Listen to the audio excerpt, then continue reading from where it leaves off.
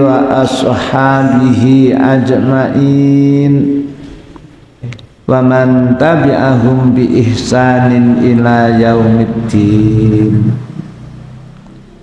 Ya ayyuhalladzina amanu taqullaha wal tanzur nafsum ma qaddamat lighad wattaqullaha innallaha khabirum bima ta'malun. Hadirin jamaah rahimani wa rahimakumullah. Puji syukur alhamdulillahi rabbil alamin. Malam ini Allah takdirkan kita bertemu dalam rangka ibadah. Mudah-mudahan ibadah kita benar-benar diterima Allah Subhanahu wa ta'ala, dan sekaligus Allah berkenan mengampuni seluruh dosa dan kesalahan kita, sehingga kapanpun kita mati sudah mendapatkan ampunan Allah, sehingga kita tanpa mampir ke nerakanya. Hadirin, kajian kita malam ini kita lanjutkan pembacaan Kitab Tauhid yang ditulis oleh Syekh Muhammad At-Tamimi, halaman pinten? 47 kandungan bab ini.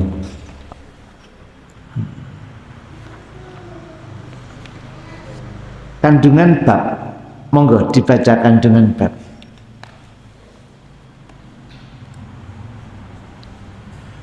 Kandungan bab ini: 1. Tafsir ayat dalam surah Al-Jin. Langsung di bawahnya garis itu dibaca sekalian. Dalam ayat ini Allah memberitahukan bahwa ada di antara manusia yang meminta perlindungan kepada jin agar merasa aman dari apa yang mereka khawatirkan. Akan tetapi jin itu justru menambah dosa dan rasa khawatir bagi mereka karena mereka tidak meminta perlindungan kepada Allah. Dengan demikian, ayat ini menunjukkan bahwa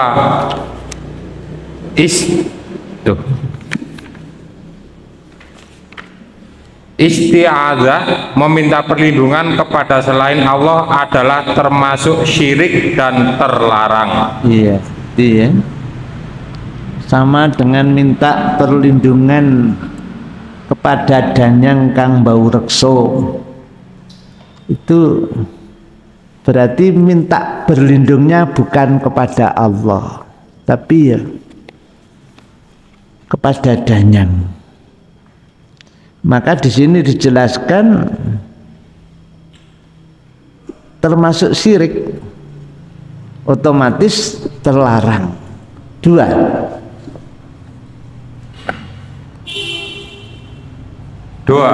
Isti'adzah kepada jin atau selain Allah termasuk syirik. Ya, dia namanya isti'adzah. Padahal saya berangkat ke sini tadi ada 3 kendurenan, nonggoning perapatan, nonggoning pertelon, yang terakhir mang buyar, kayaknya juga di perempatan, tapi persisnya saya tidak tahu. Tapi yang pertama, yang kedua tadi saya sempat melihat ingkungnya, sempat tahu tumpengnya. Kalau itu minta perlindungan kepada danyang kang bau reksa desa kono iku mang, otomatis kena ayat ini. Ayat apa itu? Ayat kemusyrikan, minta pertolongan kepada selain Allah, termasuk minta pertolongan kepada jin. Surah Jin ayat yang ke-6, wa annahu kana rijalun minal insi. Itu ya, Allah kabarkan kepada kita ada orang-orang laki-laki dari kalangan manusia minta perlindungan. Ya'udzuna itu minta perlindungan birijalin minal jin, minta perlindungan kepada laki-laki dari kalangan jin. Apa yang terjadi? Fazaduhum rohako itu ya. Kalau sampai minta perlindungan kepada jin, maka jin-jin itu menambah bagi mereka dosa dan kesalahan. Apa? Ternyata tidak merasa aman, tapi malah merasa resah, merasa khawatir karena yang dilakukan itu ternyata bukan dosa kecil lagi, tapi dosa terbesar. Namanya dosa syirik. Itu kita harus hati-hati yang seperti itu. Lanjut. Hadis tersebut di atas sebagaimana disimpulkan oleh para ulama merupakan dalil bahwa kalam Allah bukan makhluk atau ciptaan, karena disyariatkan agar isti'adzah dengannya. Soalnya andai kata ia makhluk, niscaya dilarang, karena isti'adzah dengan suatu makhluk adalah syirik. Iya. Jadi Al-Quran itu bukan makhluk, tapi itu kalam Allah. Itu bisa digunakan untuk isti'adzah karena itu bukan makhluk. Ya, contohnya a'udzu bikalimatit tammatit, a'udzu bikalimatillahi tammati min syarri ma khalaq, itu ya. Jadi hadis itu luar biasa, agung dan mulia, dan jelas kalau kita membaca doa itu ada jaminan. Rasul tegaskan lam yadurrohu, dia lam yadurrohu syai'un, apapun tidak akan bisa memberikan mandorot kepada orang yang membaca doa ini. Doa apa? Doa minta perlindungan. Kepada apa? Kepada kalimah-kalimah atau kalam-kalam Allah. Karena itu memang kalamullah itu bukan makhluk. Ya memang kalamullah itu bisa digunakan untuk berlindung kepadanya. At-Tammah, Allah zat yang maha sempurna. Min syarri ma khalaq, berlindung dari apapun keburukan-keburukan yang telah Allah ciptakan. Firman Allah bukan makhluk ya, firman Allah itu ya firman Allah. Andaikan firman Allah itu makhluk, otomatis kita tidak boleh berlindung kepadanya. Karena kalimah-kalimah Allah itu adalah firman-Nya, bukan makhluknya, maka kita berlindung kepadanya. Lam yadurrohu syai'un, kalau kita berlindung kepadanya maka tidak ada sesuatu pun yang bisa memberikan bahaya atau mandorot kepada kita. Sampai kapan? Sampai orang yang berlindung itu meninggalkan tempat singgah, yang di saat dia masuk ke tempat singgahnya mengucapkan a'udzu bikalimatillahi tammat min syarri ma khalaq.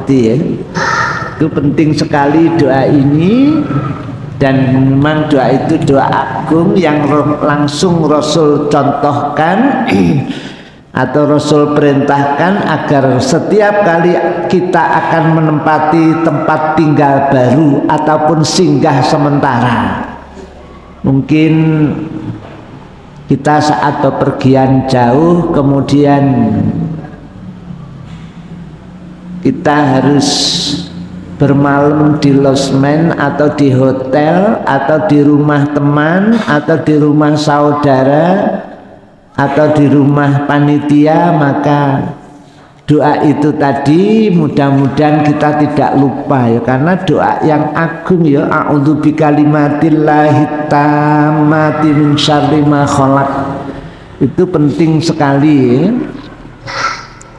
Memang zikir-zikir kayak gini ini kadang-kadang kita kurang memperhatikan sehingga kebanyakan lupa, ya kan? Itu sebetulnya Rasul ajarkan kepada kita banyak sekali ya, mulai mata kita bangun tidur melilir, terus kita duduk, kita menghilang atau mengusir ngantuk, ya cara Jawa ini ngilangi ketek itu mang, keadaan duduk ya. Apa yang harus dibaca? Alhamdulillahilladzi ahyana ba'dama amatana wa ilaihin nusur. Terus keluar dari kamar tidur itu sudah ada doa yang harus kita baca. Mau masuk kamar mandi kita doa a'udzubillahi minal khubusi wal khaba'is. Tapi di depan pintu ya. Nanti kalau keluar posisinya di depan pintu kamar kecil atau kamar mandi, kita mengucapkan ghufranak.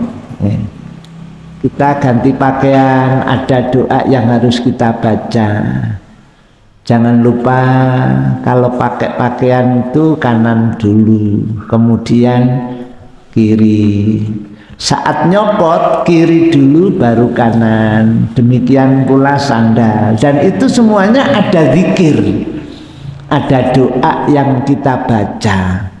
Ini biasanya gak pakai permono, tapi jane itu penting banget ya. Jadi doa yang dibimbingkan Rasul ada waktunya itu pahalanya besar ya. Kita ingat kemarin kita saat Idul Adha atau hari Tasyrik menyembelih hewan korban. Ada urunannya mekur 2 juta atau 3 juta. Kalau di kampung itu ukurannya 2 sampai 3 juta. Urunan itu sudah dapat lembu. Urunan wong pitu tuku lembu siji. 3 wong pitu. Itu andaikan orang tidak menyembelih hewan kurban tapi sedekah uang nilainya 2,5 miliar atau sampai 3 miliar, pahalanya masih besar menyembelih hewan kurban karena waktunya ditentukan. Makanya Imam Syafi'i ngulas di dalam Al-Umnya itu amalan-amalan ibadah yang ada ikatan waktu itu harus didahulukan. Kalau benturan dengan yang wajib, maka kalau khawatir wajibnya kehabisan waktu harus didahulukan. Sampai Imam Syafi'i menjelaskan di saat terjadi gerhana matahari pas waktu ning sholat Jum'ah, maka harus sholat gerhana lebih dulu, karena waktunya sholat gerhana itu terbatas. Selagi ada gerhana diperintahkan, disyariatkan ibadah sholat sunnah gerhana seperti itu. Habis itu terus khutbah Jum'ah. Habis khutbah Jum'ah sedikit nyinggung tentang masalah peristiwa gerhana, kemudian baru sholat Jum'ah. Sampai seperti itu. Karena dikhawatirkan setelah sholat Jum'ah nanti gerhananya selesai, maka sudah tidak ada perintah dan tidak ada kewajiban untuk melaksanakan sholat gerhana. Makanya digabung kayak gitu. Dan itu tidak hanya di waktu Jum'ah saja, di semua waktu sholat 5 waktu. Andai kata maghrib terjadi gerhana rembulan, ya seperti itu ya, saking pentingnya. Sama dengan pas gerhana bebarengan sholat id. Nah ini juga sama. Sholat id kan mulai pagi sampai menjelang zuhur, kan lebih panjang. Maka gerhananya didahulukan karena gerhananya terikat dengan waktu. Kalau kemarau panjang, maka yang didulukan tetap sholat gerhana, karena kemarau panjang itu 6 bulan waktunya. Sepanjang masih ketiga masih ada waktu untuk melaksanakan sholat istisqa. Jadi waktunya masing-masing. Sama sholat qobliyah ba'diyah itu kalau kita kerjakan tepat pada waktunya itu pahalanya luar biasa ya. Malam waktunya tahajud kita kerjakan, sholat qobliyatas subhi ya kita kerjakan, itu pahalanya luar biasa ya kalau kita bisa mengerjakan tepat waktunya. Sama dengan Muharram ya, itu kan ada sunnah puasa Muharram.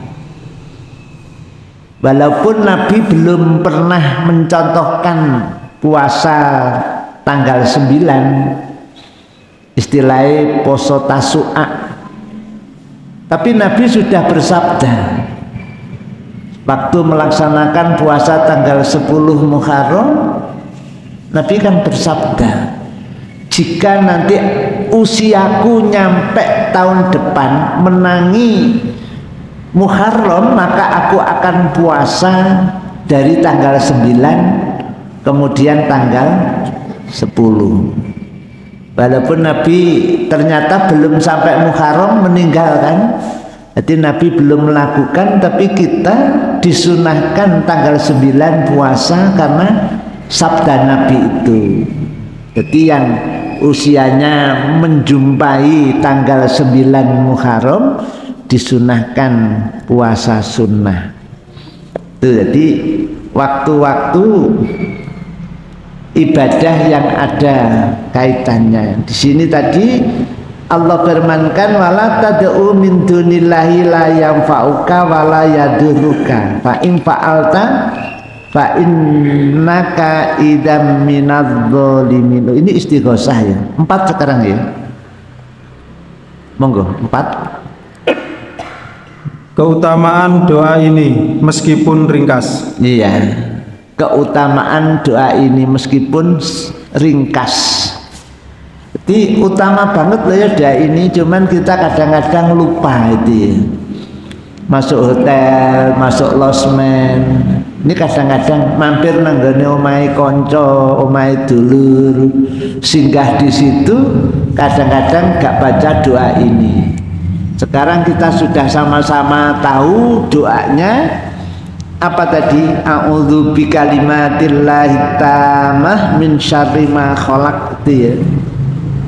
5. Bahwa sesuatu yang bisa memberikan kemanfaatan duniawi seperti menolak suatu kejahatan atau mendatangkan suatu keuntungan tidak berarti bahwa hal itu tidak termasuk syirik. Iya, iya. Ini sesuatu yang kita harus cermat ya. Harus cermat. Biasanya wong mantu iku kepingine pas nalika mantu resepsi undangan entah walimah atau jam rileks ya, itu kepinginnya kan gak terjadi udan, terus berlindung nanggoning sesepuh, nanggoning pituwo, nanggoning dukun, terus njaluk tulung supaya tempatnya disiwer jadi gak udan. Ini bahaya ya. Walaupun mandorot ini sifatnya duniawi, bukan berarti itu tidak syirik, enggak. Dulu berapa sih dah? Tapi nek datanya ke ustadz, ke kiai, ke ulama, ke orang alim, ngerti nek istisqa boleh, tapi nek nyiwer tidak boleh. Istisqa itu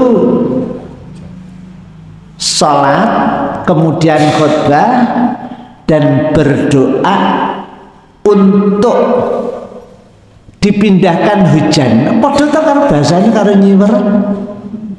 Padha. Tapi nek sholat istisqa gak syirik. Ya. Karena istisqa dicontohkan Rasul saat Rasul khutbah itu ada jamaah sholat Jumat datangnya rada terlambat, masuk langsung teriak, "Ya Rasul, kampung kami terjadi kemarau panjang dan banyak hewan ternak yang mati kelaparan dan kehausan. Berdoalah ya Rasul, mintakan hujan kampung kami biar kami manusianya tidak terancam mati kelaparan dan kehausan." Nabi saat khutbah berdoa mohon hujan kepada Allah. Khutbah belum selesai sudah hujan deres. Saat itu Nabi di Madinah dan hujan itu sampai 7 hari. Cara wong semono salam ya kelempoken ya 7 hari loh. Akhirnya orang-orang Madinah itu saat Nabi khutbah matur, "Ya Rasul, jalan kami menuju ke masjid bahkan jalan-jalan yang lain terputus karena hujan dan terjadi banjir. Ya Rasul, mintakan kepada Allah Madinah ini terjadi terang, kemudian hujan diturunkan di gunung-gunung, di atas bukit, kemudian di lembah." Spontan ya. Dalam hadis yang panjang itu diterangkan pindahnya hujan itu seperti orang yang menanggalkan pakaian, langsung set, hujan selesai tapi nunggoni gunung-gunung sana, nunggoni perkebunan, nunggoni hutan, udan deres. Tapi caranya bukan nyiwer. Nek nyiwer lah apa nek nyiweri carane karo haru gambar sapu disukani gambar. Iya, aturan-aturan yang tidak disyariatkan itu walaupun kaitannya dengan dunia ya, itu jangan dianggap tidak syirik, tetap saja. Makanya nek kepinginane ya tekoe nang gone ustaz, terus ustaze ngenekke istisqa.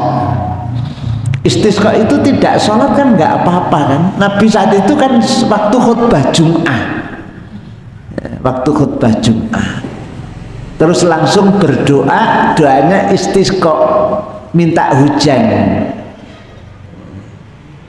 Ma'am midroro itu apal ayat ini dengan surat apa Fatih? Ma'am midroro anzil alaina ma'amidroro itu kan ayat Al-Quran itu untuk memohon agar Allah turunkan hujan. Kadang ditambahi ma'an midroro udan sing daures. Nek Nabi sing dengo ya langsung dikabulke. Terus kula jenengan umpama istisqa belum terkabulkan, kemudian 1 minggu panasnya mudah nemen, sholat istisqa lagi itu loh. Walaupun sampai berkali-kali kalau belum turun hujan kita istisqa lagi. Lah yang kayak seperti ini ada waktu kaitannya dengan waktu ini pahalanya lumayan besar ya. Cuman kita kadang-kadang gak patek open sing kayak gitu itu ya. Mbah sing diopeni apa kok sampai ngono-ngono iku gak patek open. Jaya itu terakhir yang kelima tadi ya. Kita masuk bab berikutnya yakni bab yang ke-14. Termasuk syirik istighosah. Nah ini ya.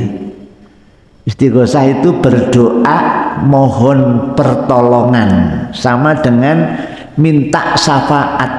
Itu juga berdoa untuk minta pertolongan. Sini istighosah.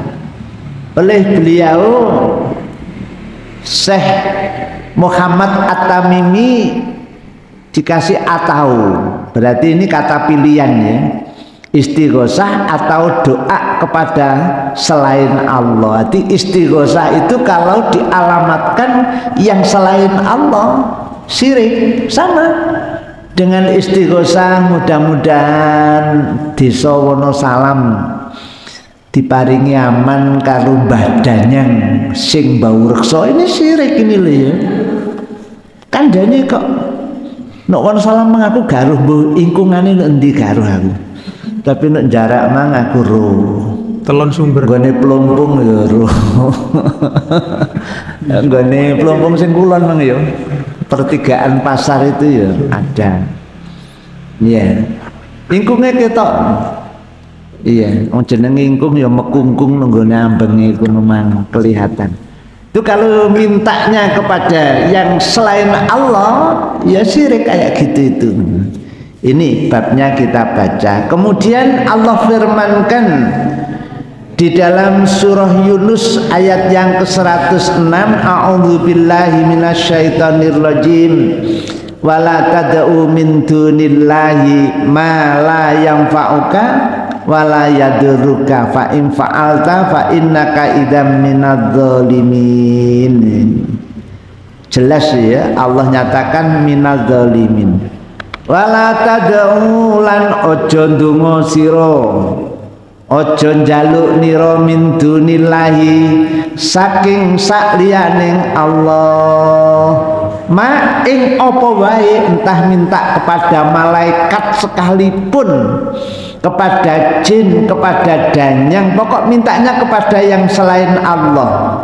La yanfa'uka, ora paring manfaat apa ya ma ing nira, apapun yang kamu minta selain Allah itu tidak akan memberikan kemanfaatan kepadamu. La yanfa'uka wala yaduruka, dan tidak akan memberikan kemandorotan kepadamu. Jadi danyangi gak akan mandoroti, ya gak akan manfaati, karena itu selain Allah. Nek kita berdoa kepada yang selain Allah, jangankan hanya sekedar danyang, kepada malaikat yang begitu hamba yang mulia ya. Dan kita harus meyakini kepada malaikat. Itu saja ayatnya jelas, la yanfa'uka wa la yaduruka, tidak akan memberikan kemanfaat apapun kepadamu dan tidak akan memberikan mandorot apapun kepadamu. Fa in fa'alta, kalau kamu sampai melakukan itu, berdoa kepada yang selain Allah, meminta kepada yang selain Allah, fa innaka idzam minadh-dhalimina, kamu termasuk orang-orang yang dolim. Monggo terjemah. Dan janganlah kamu menyembah apa-apa yang tidak memberi manfaat dan tidak pula memberi mudarat kepadamu selain Allah. Sebab jika kamu berbuat yang demikian itu, maka sesungguhnya kamu kalau begitu termasuk orang-orang yang dolim. Iya, karena ada innaka fa innaka, maka sesungguhnya itu ya, ada kalimat sesungguhnya. Maka sesungguhnya kamu sudah termasuk orang-orang musyrik. Dolim di sini kan musyrik maksudnya, karena berdoa meminta kepada yang selain Allah. Itu surah Yunus ayat yang ke-106. Surah Yunus ayat yang ke-107. Wa iyam saskallahu bidurin fala kashifalah illa huwa. Kalau kamu tertimpa musibah apapun, maka tidak ada yang mampu mengangkat musibah itu kecuali Allah. Jadi Allah sendiri, illa huwa, kecuali Allah sendiri yang akan menghilangkan bencana atau musibah atau malapetaka. Wa yuridka bi khairin, kalau Allah menginginkan kamu itu lebih baik, fala radda li fadlih, ya enggak ada orang yang bisa menolaknya tentang keutamaan itu. Yusibu bihi mayasya, maka kebaikan atau keburukan itu akan menimpa kepada siapapun, mayasya min ibadi, yang diinginkan Allah. Wahwal ghafurur rahim, sedangkan Allah zat yang maha pengampun lagi maha penyayang. Monggo terjemah. Jika Allah menimpakan sesuatu kemudaratan kepadamu, maka tidak ada yang dapat menghilangkannya kecuali Dia. Iya, di Allah sendiri yang bisa menghilangkan kemudaratan, bencana, malapetaka, musibah. Lanjut.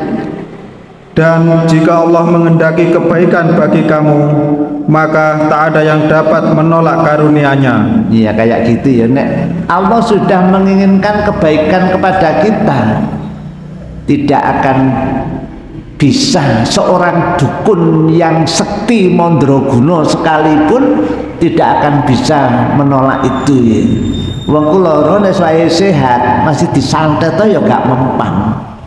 Sebab tidak akan memberikan kemandaratan, kecuali memang sudah ada catatan di Lauhul Mahfuz sana, nanti sakitnya itu kena santet ya lain lagi, itu memang mandarat yang Allah datakan. Yang bisa menghilangkan kemandaratan itu hanya Allah. Ya meyakini yang kayak gitu itu loh, kadang-kadang bangga kelingan mbah dukun nek kongkon nyuwuk krana rumangsane kesantet, kadang sing nyantet tanggane, kadang dukune kurang ajar, oh iki sampean disantet karo dulure sampean dhewe, pih kurang ajar banget iki. Lanjut. Dia memberikan kebaikan itu kepada siapa yang dikehendakinya. Iya. Terus di antara hamba-hambanya, dan Dialah yang maha pengampun lagi maha penyayang. Itulah Allah ya. Jadi terus berusaha bagaimana kita itu bisa dekat kepada Allah itu ya. Caranya yaitu tadi zikir dan doa yang sudah Rasul contohkan kepada kita, perlahan-lahan kita istiqomahkan. Ya kadang-kadang pakai baju kan gak maca bismillah, kadang-kadang nyopot tuh kadang-kadang gak maca bismillah, gak maca alhamdulillah. Padahal nek nyopot kudune kiwa dhisik, tapi kadang-kadang wis bismillah alhamdulillah lali, kadek keliru pisan. Iya. Itu kadang-kadang kita gak patek permono, padahal itu penting sekali. Dia innal ladzina ta'buduna min dunillahi la yamlikuna lakum rizqan fabtahu indallahi rizqa wa'buduhu washkurulah ilaihi turja'un. Di dalam surah Al-Ankabut ayat 17, nomor ayatnya sama dengan surah Yunus tadi, yang tidak akan ada yang mampu untuk memberikan kemanfaatan kecuali Allah. Dan kalau Allah sudah memberikan kemanfaatan, tidak satu pun ada yang bisa nolak. Maka namanya rezeki itu tidak akan tertukar. Rezeki saya ya rezeki saya, tidak akan tertukar dengan rezeki jenengan. Allah gak sampai keliru kayak rezeki jatah jenengan keliru nang afroki, enggak. Jadi itu memang sudah ada jatah masing-masing. Itu ya. Jadi nek wong nyolong, wong nyopet, wong jadat itu kok lalar gawe gitu. Iku wis ditaning-taning karo Allah, wis oleh bagian dewi-dewi dan tidak akan tertukar.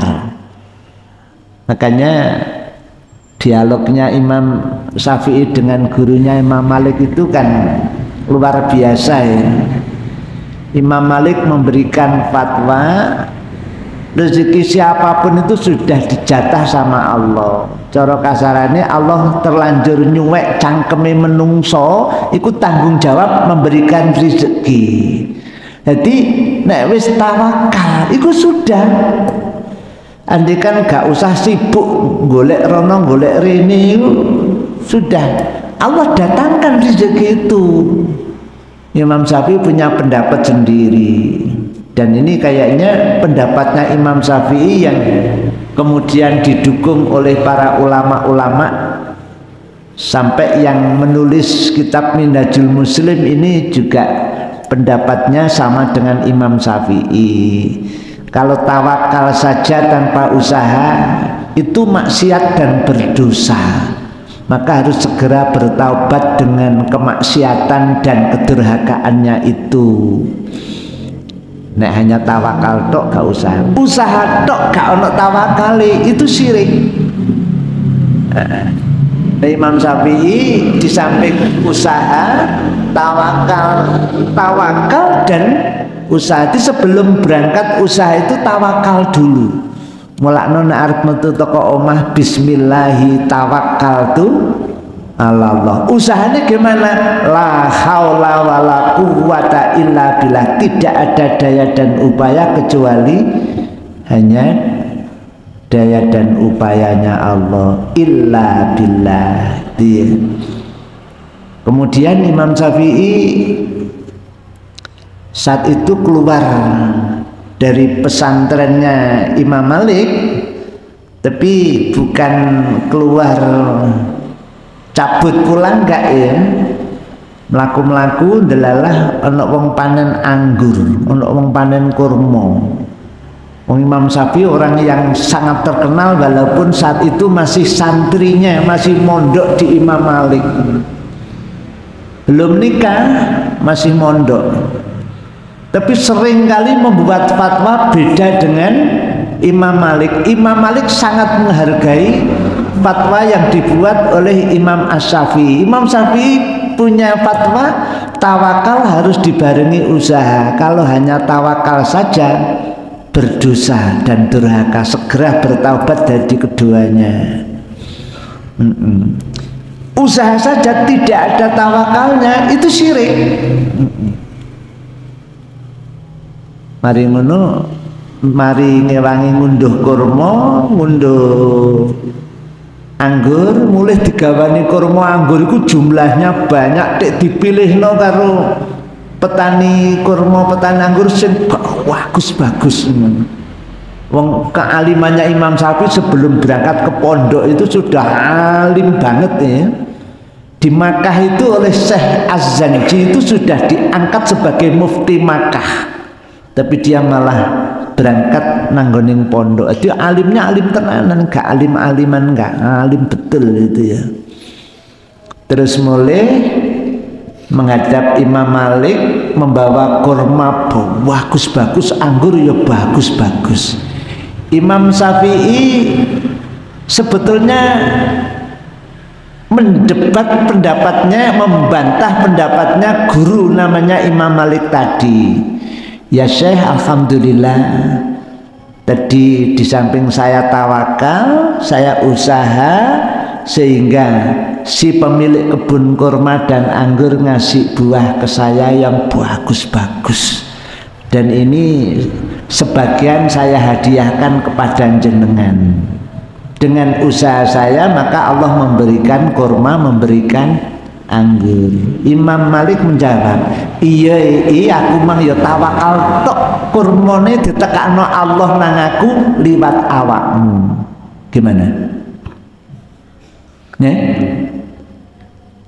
Iya, aku mang tawakal tok lho, kurma karo anggur ditekake nang aku karo Allah liwat awakmu. Iku debatnya wong alim kayak gitu. Iya. Tetap saling menghormati, saling menghargai. Itu tadi. Kemudian ayat yang ke ini tadi sudah dibaca belum yang Al-Ankabut ini? Belum ya? Belum. Monggo terjemahnya. Al-Ankabut 17. Sesungguhnya yang kamu sembah selain Allah itu tidak mampu memberikan rezeki kepadamu, maka mintalah rezeki itu di sisi Allah, dan sembahlah Dia dan bersyukurlah kepadanya. hanya kepadanya lah kamu akan dikembalikan. Ya, hanya kepadanya lah kamu akan dikembalikan. Di kula karo jenengan kabeh niki kakek nenek moyang kita yang sudah wafat, itu namanya dikembalikan kepada Allah. Dalam rangka apa? Untuk mempertanggungjawabkan amal-amal kita, baik amal itu buruk atau amal baik. Amal itu amal solih atau amal salah, sekecil apapun nanti kita akan dimintai pertanggungjawaban. Berikutnya surah Al-Ahqaf ayat yang kelima dan yang keenam, terjemah.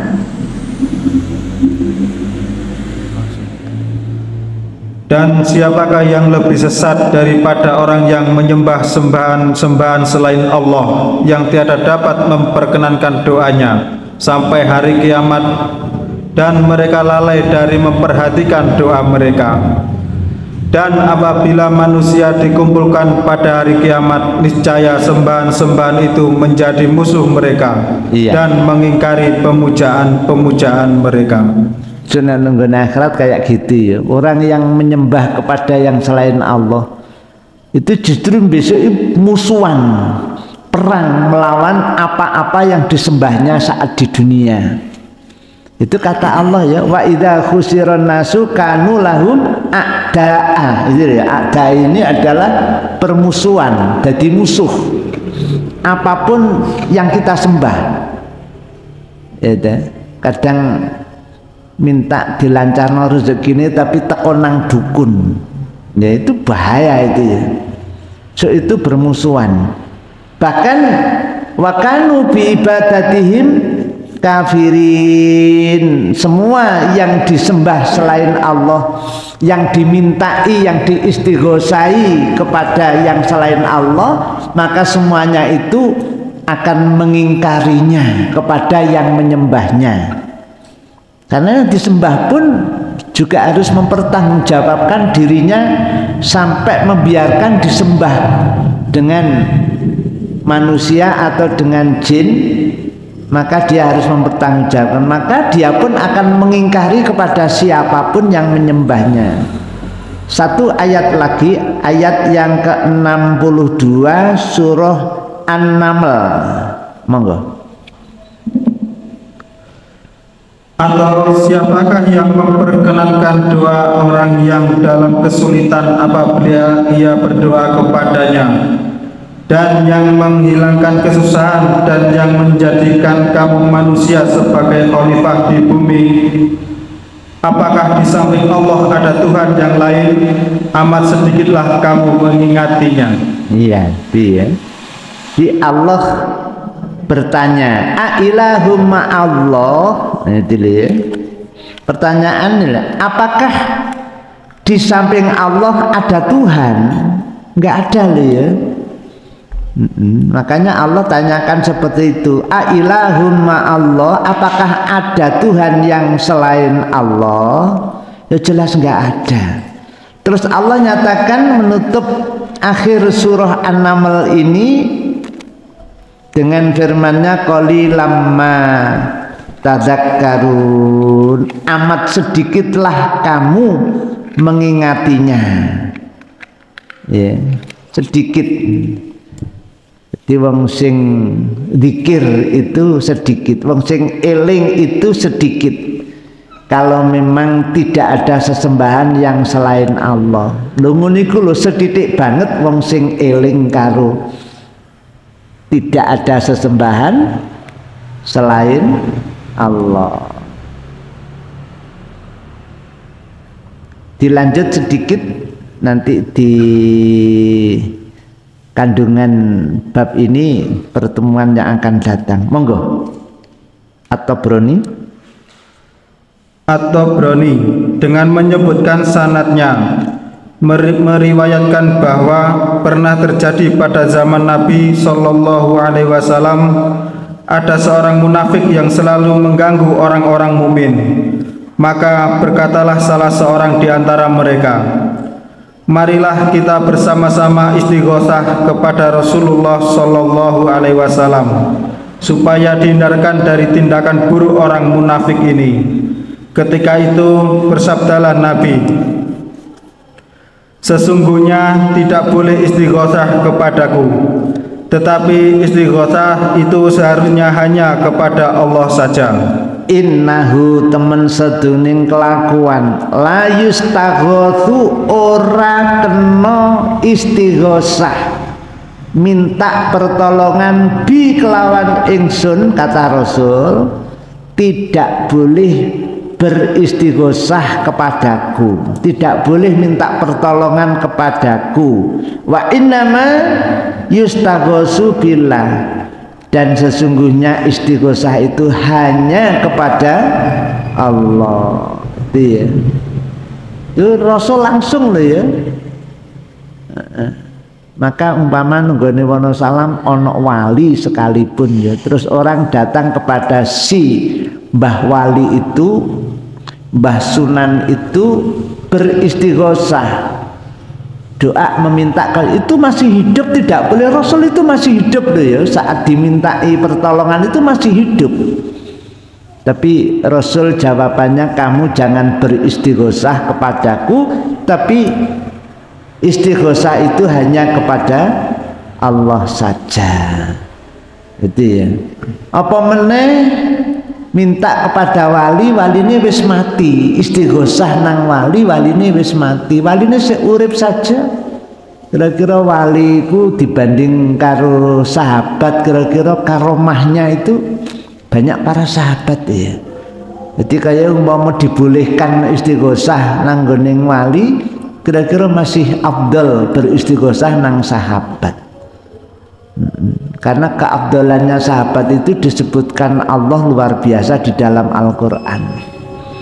Iya, andikan boleh istighosah kepada selain Allah, otomatis istighosah terbaik kepada Rasul. Rasul saat masih sugeng, masih hidup, itu saja saat manusia istighosah kepada Rasul agar dihindarkan dari fitnah, dari apa ya, ujian yang ditimbulkan dari orang munafik, otomatis Nabi gak jawab seperti ini. Tapi ternyata Nabi jawabnya, innahu la yustaghotsu bi, sungguh istighosah itu tidak boleh kalau dialamatkan kepadaku, dan sesungguhnya istighosah itu hanya boleh dialamatkan kepada Allah saja.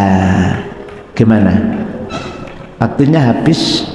Apakah ada yang dibahas? Setelah mengkaji ini tadi bab 13 dan 14 ini, jadi saya menemukan beberapa lirik lagu ini yang kelihatannya jadi aneh. Apa Pak? Lirik lagu. Lirik lagu. Iya, apakah lirik lagu ini termasuk kesyirikan? Ya, lirik lagu kalau arti yang terkandung dalam lirik lagu itu meminta kepada yang selain Allah, iya. Iya, contohnya seperti ini Ustaz. Malam bantu aku untuk luluhkan dia. Apakah ini termasuk dalam kesyirikan tadi? Coba diulang. Malam bantu aku untuk luluhkan dia. Nggak usah pakai mic biar lebih jelas. Malam bantu aku untuk luluhkan dia. Itu yang dijalui tolong sapa itu? Malam. Nah, iya. Yang dijalui kan malam. Malam ini kan makhluk, sama dengan siang. Siang ini juga makhluk. Malam itu bukan Allah, siang bukan Allah. Nek mintanya kepada malam, tolong bantulah aku wahai malam untuk meluluhkan dia. Iya, itu mantra itu ya. Apa mantra ya? Ya doa yang dialamatkan kepada yang selain Allah. Kepada apa? Kepada malam. Kan maksudnya wahai malam, bantulah aku untuk meluluhkan dia. Tapi terus dibuat lirik lagu, iya. dibuat apapun, kalau kalimahnya itu ternyata mintanya bukan kepada Allah, entah minta pertolongan atau minta perlindungan, kalau bukan kepada Allah itu namanya syirik. Ya. Sudah, yang lain? Ya. Di kebiasaan di masyarakat sebagian saudara muslim kita kalau satu surau atau malam satu surau kan ngumpul di jalan-jalan. Tapi kalau yang dibaca itu ayat-ayat Al-Quran gimana, Ustaz? Emang keyakinannya sudah salah. Ya, kena ayat itu surah Al-Baqarah ayat 42 itu coba dibaca. Ya. Karena ayat itu ya, itu padahal Allah melarangnya. 42. Iya 42. Dan janganlah kamu campur adukan yang hak dengan yang batil, dan janganlah kamu sembunyikan yang hak itu sedang kamu mengetahui. Ya kan, gak oleh kan sama Allah. Dan janganlah kamu campur adukkan yang hak itu dengan yang maca Quran itu hak, tapi waktu dan tempat dan keyakinannya itu ya jadi campur aduk kalian. Itu larangan Allah. Janganlah kamu campur adukkan yang hak itu dengan yang batil. Sebab kalau terjadi pencampur adukan seperti itu, otomatis itu bentuk menyembunyikan yang hak. Medine nang ngono dikandani derek monggo maca Quran teng daleme piyambak-piyambak nggih. Mboten usah ngenteni 1 Muharram, mboten usah ngenteni tanggal 2 Suro, mboten usah. Tapi setiap baca Al-Quran khatam mangsul malih, diwangsuli sampai khatam mangsul malih. Sampai khatam mangsul malih.